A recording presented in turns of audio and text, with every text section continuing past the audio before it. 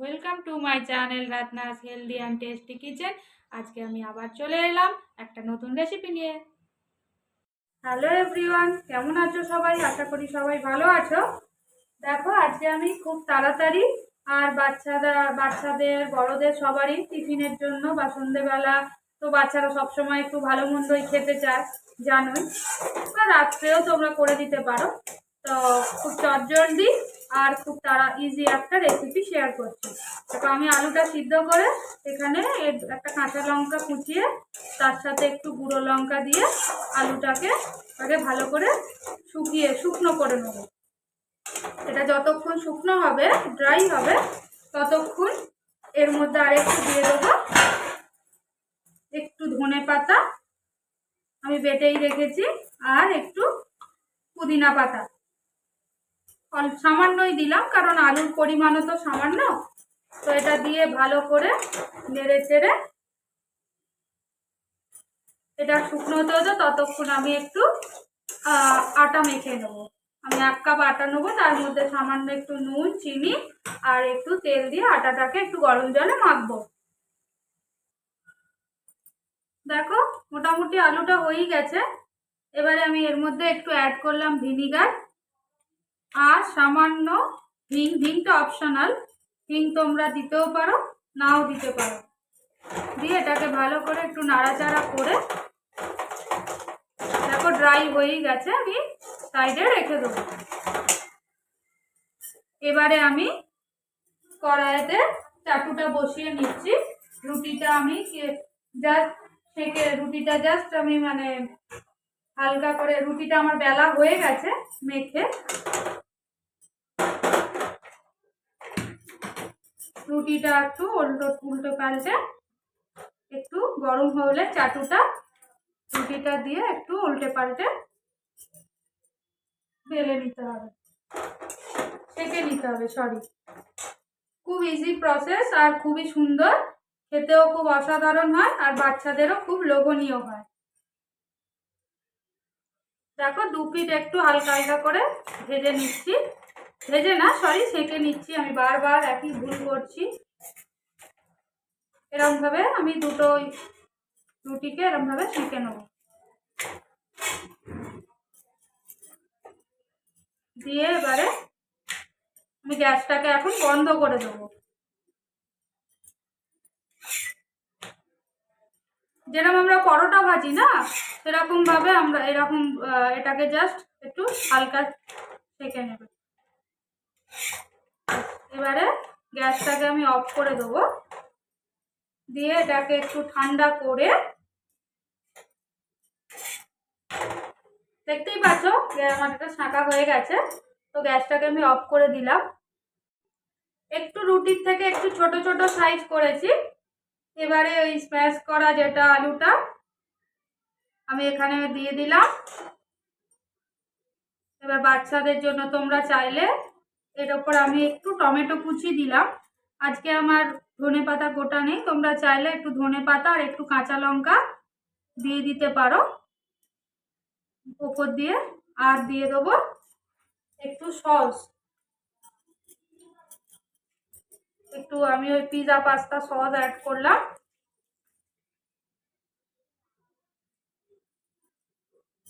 আর add করলাম একটু cheese. বাচ্চাদের যত লোভনীয় দেবে, ওরা খেতেও ভালোবাসে। ও যে আমার মেয়ে যেহেতু চিজ সস এসব, আমার মেয়ে কেন, যে কোনো বাচ্চাই এগুলো ভালোবাসবে।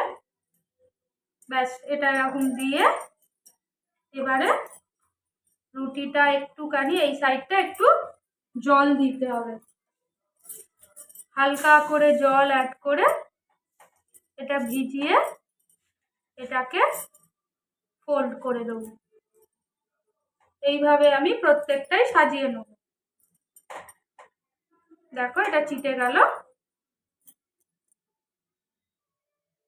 দেখো, আমি এইভাবে দুটো পরপর সাজিয়ে নিচ্ছি। একটা থালা নিয়ে এরকম পরপর একটা দুটো করে সাজিয়ে নেবে। আর যদি জল দিয়ে দেখছো যদি মুখটা না ছিটছে, তাহলে একটু সামান্য জলের মধ্যে ময়দা অ্যাড করে গুলে রাখবে। দিয়ে তার সাথে তো এটা মেখে নেবে। তৈরি হয়ে যাবে, মানে মুখটা জুড়ে যাবে। তো কথা বলতে বলতে দেখো এটাও দিয়ে দিলাম একটুখানি চিজ, সামান্য একটু চিজ অ্যাড করলাম। আমার এখানে এটা তোমার চিজ স্প্রেডটা আছে, ওই জন্য এটা এরকমই পুরো মাখনের মতো বলতে পারো। আর তোমরা যদি ওই গোটা চিজ থাকে তাহলে ওটাকে স্ম্যাশ করে দিও। চিজ দিলাম আর সেমই দিয়ে দিলাম একটু পিৎজা পাস্তা সস। খুব বেশি দিতে হবে না, কারণ যেহেতু মশলাটায় তো অ্যাড আছে। আবারও একটু জল এখানটায় ভাত দিয়ে পুরো জায়গাটা কভার করে এটাকে চতুর্দিক থেকে মুড়ে দেবে। ব্যাস রেডি হয়ে গেল। এবারে আমি চাটুটা বসিয়ে দেবো। আবার চাটু বা প্যান তোমরা যেটা ইচ্ছা দিয়ে এটা একটু তেল গরম দিয়ে দেবো। গ্যাসটা অন করে একটু তেল দিয়ে এটাকে, খুব বেশি তেল না, একটু সামান্য তেল দিয়ে এটাকে এপিট ওপিট করে ভাজলে তৈরি হয়ে গেল একটা টেস্টি অ্যান্ড ইজি রেসিপি, আর বাচ্চাদেরও খুব সুন্দর লোভনীয় একটা খাবার।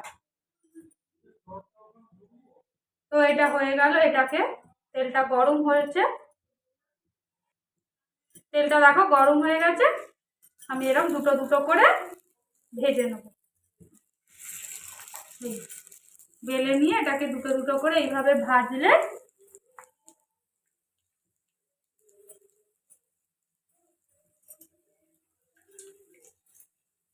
খুব সুন্দর খেতেও খুব সুন্দর হয়, আর বাচ্চাদের খুব লোভনীয় খাবারও হয়।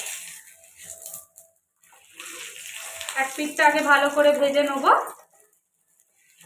তারপরে দ্বিতীয় পিঠটা উল্টে দেবো। দেখো কত ইজি, দেখতেও ভালো হয় আর কত সুন্দর হয়, পরোটার শেপও আসে আর বাচ্চাদেরও খুব ভালো লাগবে। ভিতরে পুর, চিজ, মেয়োনিজ সব কিছু, মেয়োনিজও চাইলে তোমরা দিতে পারো, আর ওই বললাম কাঁচা পেঁয়াজ ক্যাপসিকাম দিতে পারো, তার সাথে সিদ্ধ ডিম আর ওই চিজ যদি তোমাদের গোটা থাকে তাহলে ওটাকে স্প্রেড করে দেবে, কুচিয়ে স্ক্যাপারে গুছিয়ে দেবে, আর ডিমটাকেও স্ক্যাপারে ঘষে দেবে।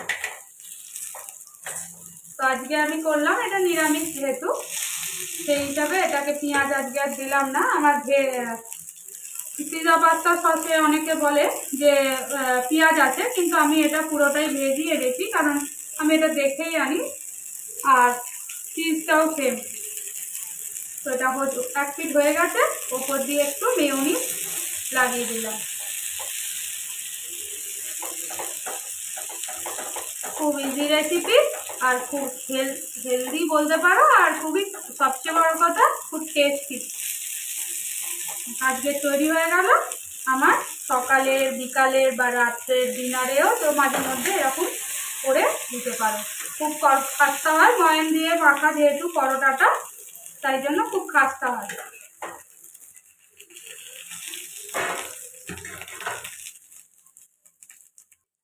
দেখো এপিটো আমার ভাজা হয়ে গেছে।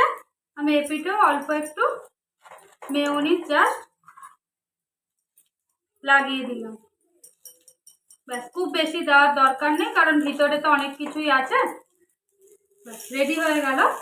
এবার ভালো করে ভেজে নিলেই তৈরি হয়ে যাবে আজকের আমার ভেতর পুর ভরা পরোটা, বা তোমরা যাই বলতে পারো বিকালের টিফিন। খুব ইজি আর খুব সহজ।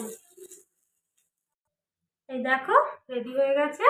এটাকে তুমি চাইলে পিস পিস করেও দিতে পারো, এটাকে চাইলে তোমরা কাটিং করতে পারো, কাটলেও ভালো লাগবে খেতে, চিজটা ভাগ হবে আর খেতেও খুব সুন্দর লাগবে। আমি তোমাদের কেটে দেখিয়ে দিচ্ছি কত সুন্দর দেখতে লাগছে। দেখো খুবই গরম, তাই জন্য আমি হাত দিতে পারছি না, জাস্ট নামিয়ে তোমাদের দেখালাম না।